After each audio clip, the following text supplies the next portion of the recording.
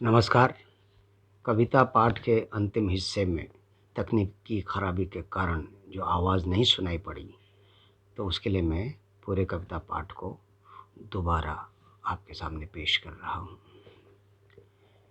कविता का शीर्षक किस पाताल में धंस जाऊं।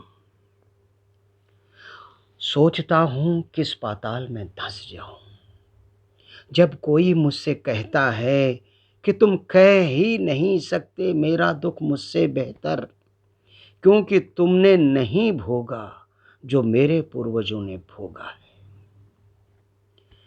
पता नहीं कैसे कथा सम्राट मुंशी प्रेमचंद ने खुद बैल ना होकर भी दो बैलों की कथा में जीवंत कर दिया था बैलों के हृदय स्पंदनों को, उनके रोम रोम से फूटती वेदना और संवेदना को। और पता नहीं कैसे मेरी आंखों से आंसू की धार फूटी थी जब मैंने पहली बार उस कहानी को पढ़ा था 12-13 वर्ष की उम्र में, जबकि मैं तब बैल नहीं था और मैं बैल आज भी नहीं।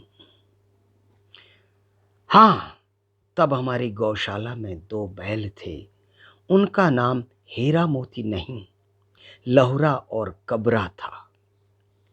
खेत जोतने के बाद जब पिताजी उनके कंधे से जुआ उतार कर मालिश करते थे उनके कंधों की, हम भाई बहनों में किसी एक का काम होता था लहुरा और कबरा को तत्काल चना और जौ के आटे से बना पिंडा खिलाना।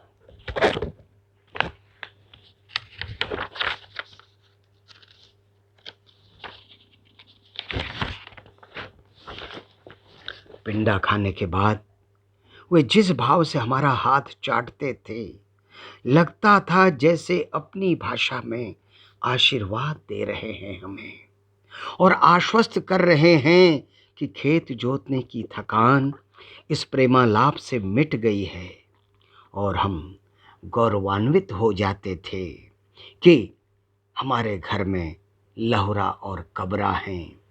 मुंशी प्रेमचंद की कहानी दो बैलों की कथा में झूरी के घर में हीरा और मोती थे।